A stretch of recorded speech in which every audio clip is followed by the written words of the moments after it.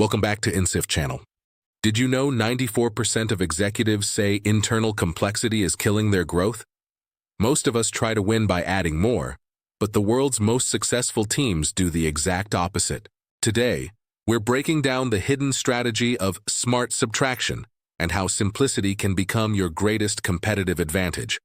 You know, we live in a world that's always telling us to do more, add more, be more. But what if that's all wrong? Today, we're going to explore a really powerful, kind of counterintuitive idea. That the secret to winning isn't about adding stuff, it's about smart subtraction. Let's dig in and see how simplicity is the hidden weapon for the highest performing teams out there. Okay, let's kick things off with a number that should make you just stop and think. Get this. A report from Heidrick & Struggles found that a whopping 94% of executives say their own company's internal complexity is what's holding them back from growth. It's not the market, it's not their competitors, it's the mess inside their own house. So that just makes you wonder, right? What if our whole obsession with being busy, adding another feature, another meeting, another process, is just fundamentally the wrong way to think? What if the real key to speeding up is to actually do less, but just do it way, way better? To really get the power of simplicity, first we have to understand why we want it so badly. I mean, there's a deep down psychological reason we're all looking for clarity, and it comes down to a very modern problem. Choice overload. You've probably felt this. All this research shows that even though we think we want a million options, when we actually get them, our brains just kind of short-circuit. It's overwhelming. It makes any decision feel huge, and a lot of the time, we just end up giving up and not choosing anything at all. And this brings us to this really fascinating puzzle with technology today. We're surrounded by these incredibly powerful tools, right? Things like generative AI that can do just mind-blowing stuff. But the reason we love them isn't just because they're powerful, it's because they feel simple. They just work. But how is that even possible?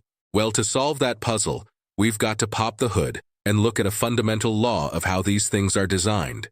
Turns out, there's kind of like a physics to innovation, and it shows us that the simplicity we see on the surface, well, it's usually an illusion. At the heart of this physics is a concept called the gas framework. It's a really simple but powerful idea. Basically, any system has to make a trade-off between three things: generality, how many different things it can do; accuracy, how well it does them; and simplicity, how easy it is for a person to use. And here's the rule. You can never, ever have a perfect 10 out of 10 in all three at once. And that trade-off is absolutely key. To make a tool that can do a ton of different things, that's high generality. And do them all really well, that's high accuracy. You are forced to sacrifice simplicity. The system underneath it all just has to get more complex. That complexity has to go somewhere. Well, here's a secret. They're not breaking the law at all. They're just moving the complexity somewhere you can't see it. It doesn't actually vanish. It just gets moved around. Let me show you how that works. This whole idea is captured perfectly by something called Tesler's law of conservation of complexity. It basically says that every system has a certain amount of complexity you just can't get rid of. The only question is, who has to deal with it? Is it you, the user, or is it the engineers and designers who built the thing?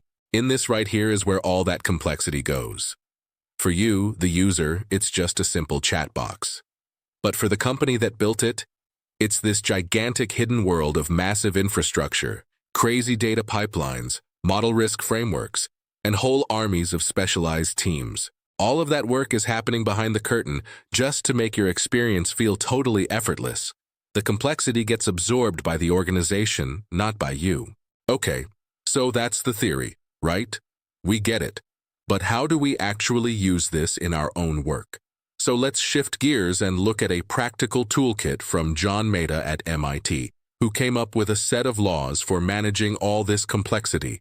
Maeda's very first law, and honestly the most important one, is reduce. And this isn't about just randomly cutting stuff. It's about thoughtful reduction. The big idea is to get rid of anything that doesn't add real significant value for the person using it. So how do you do that?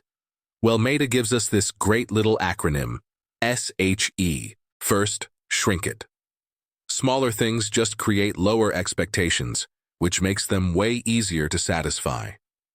Think about the very first iPod. Second, hide the complexity.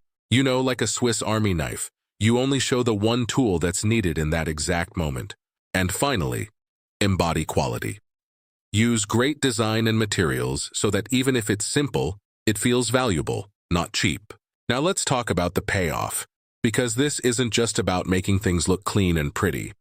Mastering simplicity has a direct and frankly massive impact on business performance. The data on this is just crystal clear. Just look at these numbers from that same Heidrick and Struggles report.